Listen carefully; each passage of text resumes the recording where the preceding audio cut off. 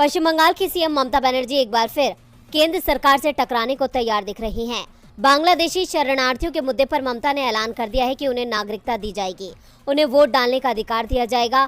कोलकाता के Netaji indoor stadium में शरणार्थियों को जमीन के पट्टे देते हुए ममता ने कहा कि इतने लोग बांग्लादेश से अपना सब कुछ गंवाकर यहाँ आए हैं। मार्च 1971 तक आए हुए लोग कानूनी रूप से भारत के नागरिक हैं। नागरिक होने के बाद भी उनसे कहा जा रहा है कि भारतीय नागरिक का दर्जा नहीं दिया जाएगा। ममता ने कहा कि अगर वे देश के नागरिक नहीं हैं, तो बिना नागरिक बने वोट कैसे दे रहे हैं? देश की सरकार को वो लोग कैसे चुन रहे हैं?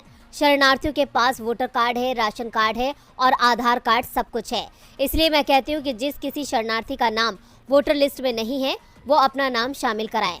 वोटर लिस्ट का काम चल रहा है। बांग्लादेशी शरणार्थी मतदान केंद्र पर जाएं और व्यक्तिगत रूप से देखें कि आपका नाम शामिल है, जिससे एनआरसी लागू करने की आड़ में डिटेंशन कैंप में भेजे जाने से वो लोग बच सकें। ममता ने इस दौरान केंद्र पर आरोप लगाया कि वो बंगाल को फंड नहीं दे रहा है, किसानों को खाद नहीं मिल रही है क्योंकि केंद्र हमें खाद नहीं दे रहा।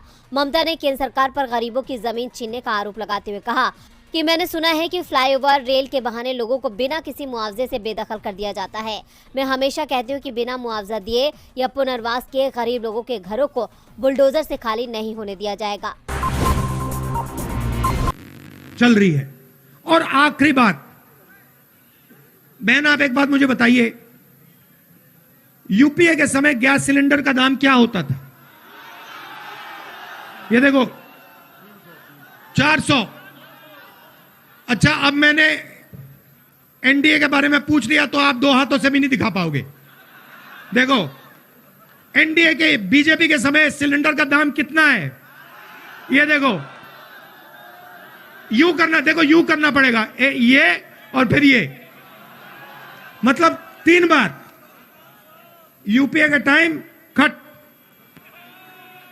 और नरेंद्र मोदी जी आते थे, कहते थे 400 रुपए का गैस सिलेंडर हो गया है। आज नहीं कहते कि 1100 रुपए का हो गया। आपको दूसरा सवाल पूछना चाहिए।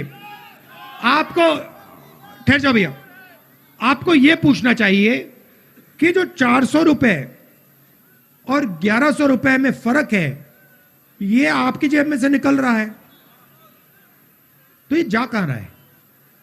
देखिए, पैसा गायब नहीं होता। ऐसे पैसा, आपने कभी पैसा को गायब होते हुए देखा है कि आपने पैसे को यूं किया और गिराया, वो गायब हो गया? पैसा आपकी जेब में से निकल के कहीं तो जाता है ना।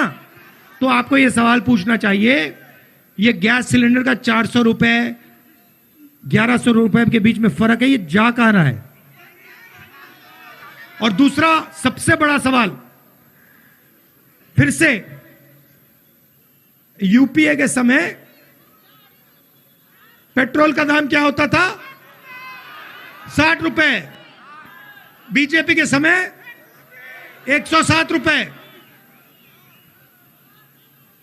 ये जो है 60 रुपए और 107 रुपए के बीच में जो फर्क है, ये सवाल आप पूछो बीजेपी के लोगों से, ये किसकी जेब में जा रहा है? ये पैसा भाइयों और बहनों, आप जानते हो किधर जा रहा है, किस काम के लिए इसका प्रयोग किया जा रहा है, ये सब आप जानते हो। तो ये जो 3 मुद्दे हैं, इसके लिए हमने भारत जोड़ो यात्रा शुरू की। बेरोजगारी, महंगाई और नफरत, डर और हिंसा। आपने आज